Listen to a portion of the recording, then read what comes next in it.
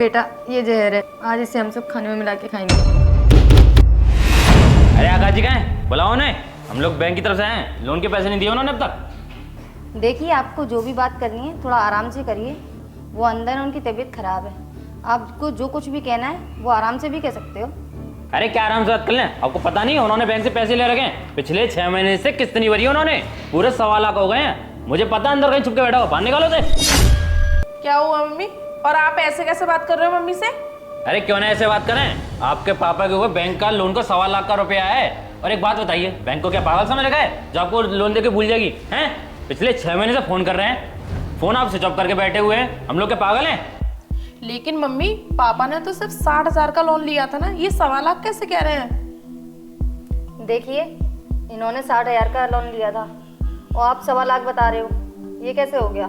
ये तो फ्रॉड हुआ ना। अरे ओ मैडम, आपने लोन लेने से पहले उसकी टर्म एंड कंडीशन नहीं पढ़ी थी क्या? उसमें साफ साफ अक्षरों में लिखा रहता है कि लोन का पैसा समय से ना दो तो उसकी महीने दर महीने ब्याज बढ़ती रहती है। आपने लोन तो आज ले लिया था और पैसे देने के नाम पे फ्रॉड है। और बैंक कोई तुम्हारे बाप की नहीं है जो तुम्हें इंटरेस्ट नहीं दोगे। बस तमीज से बात करिए, कैसे बात कर रहे हो आप? आपने बैंक वालों को कोई पागल समझ रखा है? 6 महीने से आपके घर के चक्कर काट रहे हैं। कॉल करो तो आपका फोन स्विच ऑफ हो जाता है, घर आओ तो ताला लगा मिलता है। देखिए, आप लोग इस तरह से बात मत कीजिए।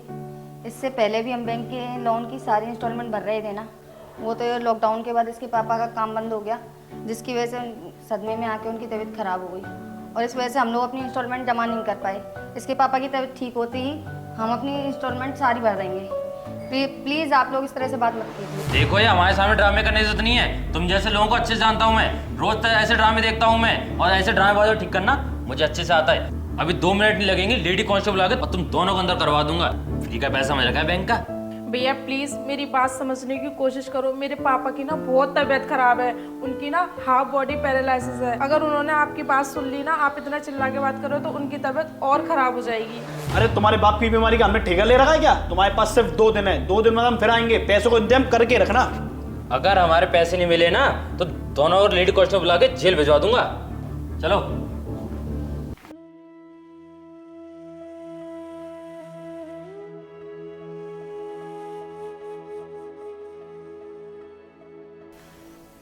बेटा तेरे पापा ने केवल 60,000 रुपये का लोन लिया था, ये 1.25 लाख कैसे हो गए? मम्मी मुझे तो कुछ समझ में नहीं आ रहा, अब हम क्या करेंगे? पता नहीं बेटा, हम इतना इंतजाम कहाँ से करेंगे? 1,000 रुपये रोज की तेरे पापा की दवाई आती है, ऊपर से 1.25 लाख रुपए का लोन का खर्चा। पता नहीं कैसे करेंगे हम। मम्मी हम एक काम करते हैं, मेरी ये चैन है ना, इसको बेच देते हैं। ठीक है बेटा, मैं भी अपनी ये माला और ये कुंडलों को बेच देती हूँ, इससे शायद बैंक वालों को कुछ पैसा चुक जाए।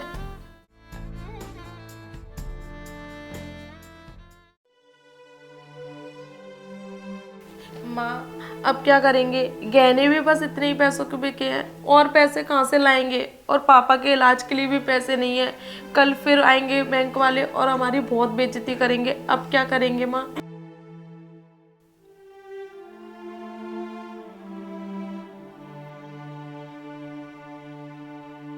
बहन, इनके इलाज के लिए मुझे 1.25 लाख रुपए की ज़रूरत है। सब कुछ ठीक होती मैं तुम्हें वापस कर दूंगी। बहन हमारी भी हालत बहुत खराब है। अब क्या होगा, कैसे होगा? जब पैसा भरने की औकात नहीं थी तो लोन लिया ही क्यों था? और जब लोन लिया था तो लोन वालों को हमारा ही नंबर देना था। लोन वाले हमें परेशान करते हैं धमकी देकर।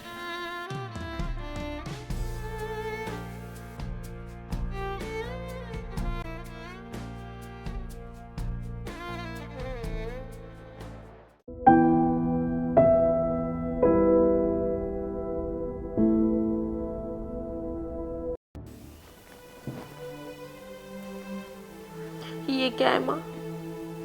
बेटा बस अब ये एक रास्ता बचा है इस परेशानी से निकलने का। लेकिन माँ ये है क्या? बेटा ये जहर है, आज इसे हम सब खाने में मिला के खाएंगे। बस यही एक तरीका है हमारी सारी परेशानियों को ख़त्म करने का। आंटी आप ये कैसी बातें कर रहे हो?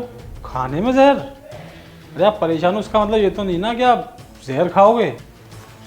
तो क्या करें भैया, कल बैंक से रिकवरी एजेंट आए थे और धमका करके गए हैं कि सिर्फ 2 दिन का टाइम है, वो फिर आएंगे। और ऑलरेडी पापा के इलाज में इतना पैसा खर्च हो चुका है, कहाँ से लाएंगे इतना पैसा। और लोन वाले भी ना रिश्तेदारों को धमकी दे रहे हैं, घर आकर हमें बेइज्जत करते हैं, बोलते हैं कि जेल भेज देंगे। भैया हमारी कोई मदद करने के लिए तैयार नहीं है, बताओ इतने पैसे कहाँ से लाएं। अरे दीदी आप चुप हो जाइए और घबराइए मत। आत्महत्या किसी समस्या का हल नहीं है। ये बैंक रिकवरी वाले भी ना लोगों को आजकल इतना परेशान करने लगे हैं कि आंटी जी आप परेशान मत होइए। अगर आपके पास पैसे नहीं है ना तो कोई आपसे ज़बरदस्ती नहीं कर सकता है।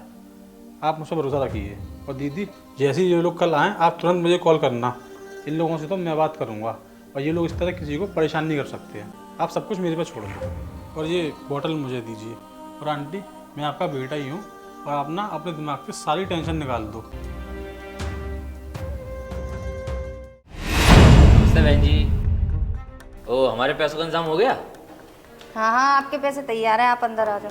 नहीं हम नहीं बैठेंगे, आप हमारे पैसे दे दो और हम चलें। बेटा आपके पैसे तैयार हैं, आप अंदर तो आओ। चला बैठते हैं अंदर।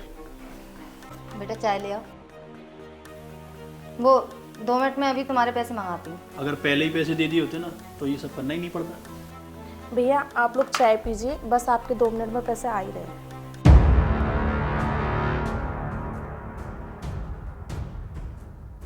अरे आप दोनों कौन? बैंक से आए जी। बैंक से? पर क्यों? अरे लोन डिपार्टमेंट से, इन्होंने अब तक लोन नहीं भरा। अच्छा तो आप लोगों ने DRV की ट्रेनिंग तो ली होगी ना? अरे भाई रिकवरी एजेंट की जो RBI की गाइडलाइन है उसके बारे में तो आपको पता होगा ना, और उसे फॉलो भी करना होता है। आप लोगों को पता नहीं है क्या? आप कौन? मैं RBI में ही जॉब करता हूँ।